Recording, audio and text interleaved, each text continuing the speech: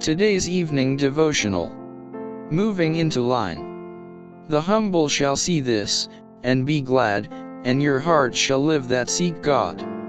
Psalm chapter 69 verse 32. It is your privilege to be glad in the Lord, and to rejoice in the knowledge of His sustaining grace. Let His love take possession of mind and heart. Guard against becoming overwearied, careworn, depressed. Bear an uplifting testimony. Turn your eyes away from that which is dark and discouraging, and behold Jesus, our great leader, under whose watchful supervision the cause of present truth, to which we are giving our lives and our all, is destined to triumph gloriously. Oh, let it be seen, that Jesus is abiding in the heart, sustaining, strengthening, comforting.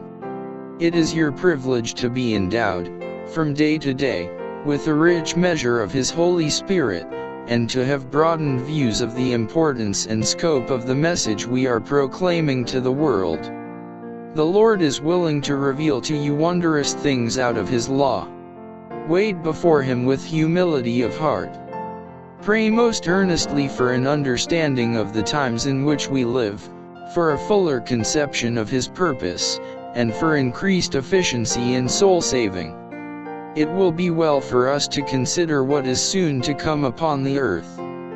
This is no time for trifling or self-seeking. If the times in which we are living fail to impress our minds seriously, what can reach us? Men of clear understanding are needed now. God calls upon those who are willing to be controlled by the Holy Spirit to lead out in a work of thorough reformation. I see a crisis before us, and the Lord calls for His laborers to come into line. Every soul should now stand in a position of deeper, truer consecration to God than during the years that have passed. I have been deeply impressed by scenes that have recently passed before me in the night season. There seemed to be a great movement, a work of revival going forward in many places. Our people were moving into line, responding to God's call. Shall we not heed His voice?